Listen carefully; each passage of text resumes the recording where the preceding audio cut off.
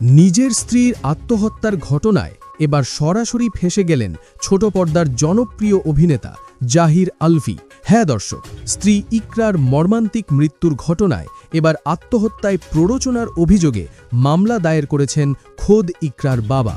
আর সবচেয়ে চাঞ্চল্যকর বিষয় হল, এই মামলায় প্রধান আসামি করা হয়েছে স্বামী জাহির আলভীকে। শোকের মাতম কাটতে না কাটতেই এবার আইনি প্যাচে চরম বিপাকে পড়লেন এই অভিনেতা। স্বাগত জানাচ্ছি প্রাইম নিউজে। ছোট পর্দার পরিচিত মুখ জাহির আলভীর স্ত্রীর আত্মহত্যার ঘটনায় এবার যুক্ত হল নতুন মোড়। একদিকে নেপালের শুটিং, অন্যদিকে ঢাকায় স্ত্রীর মৃত্যু এবং শ্বশুরের করা মামলা, সব মিলিয়ে শোবিজ অঙ্গনে এখন চরম উত্তেজনা। পুরো ঘটনার আদ্যপ্রান্ত জানতে ভিডিওটি না টেনে শেষ পর্যন্ত দেখুন। শনিবার 28 ফেব্রুয়ারি দুপুরে রাজধানীর মিরপুর DOHS এলাকার নিজ বাসায় মর্মান্তিক এক আত্মহত্যার ঘটনা ঘটে। মিরপুর পল্লবী থানার ওসি বিষয়টি নিশ্চিত করে জানিয়েছেন, মৃত নারী হলেন অভিনেতা জাহির আলভীর স্ত্রী ইকরা। জানা গেছে, ঘটনার সময় অভিনেতা জাহির আলভী দেশে ছিলেন না।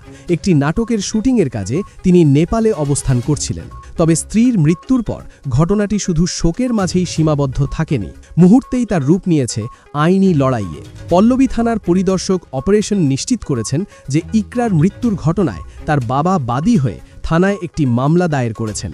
মামলার মূল অভিযোগ আত্মহত্যায় প্ররোচনা। আর এই মামলায় প্রধান আসামি হিসেবে নাম দেওয়া হয়েছে খোদ অভিনেতা জাহির আলভীর। একজন বাবা কতটা নিরুপায় এবং ক্ষুব্ধ হলে নিজের মেয়ের জামাইয়ের বিরুদ্ধে এমন কঠিন মামলা ঠুকে দেন, তা নিয়ে এখন সোশ্যাল মিডিয়ায় চলছে তুমুল আলোচনা। অন্যদিকে স্ত্রীর মৃত্যুর খবর পেয়ে নেপালে বসেই সামাজিক যোগাযোগ মাধ্যমে একটি আবেগঘন পোস্ট দিয়েছেন আলভী। তিনি জানিয়েছেন, শুটিংয়ের কাজে নেপালে থাকাকালীন স্ত্রীর এই দুঃসংবাদ শোনার পর থেকে তিনি মানসিকভাবে পুরোপুরি ভেঙে পড়েছেন।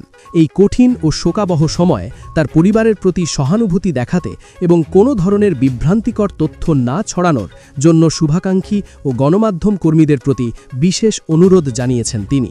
উল্লেখ্য, জাহির আলভী ও ইকরার সম্পর্কের গল্পটা বেশ পুরনো ও নাটকীয়। আজ থেকে প্রায় 14 বছর আগে 2010 সালের 9 নভেম্বর পরিবারের অমতে পালিয়ে বিয়ে করেছিলেন তারা। কিন্তু অবাক করা বিষয় হল, দীর্ঘ 14 বছর পর মাত্র কিছুদিন আগে 2024 সালে এসে তাদের এই বিয়ের বিষয়টি জনসমক্ষে প্রকাশ্যে আসে। তাদের সংসারে প্রিয় মায়া নামের একটি সন্তানও রয়েছে।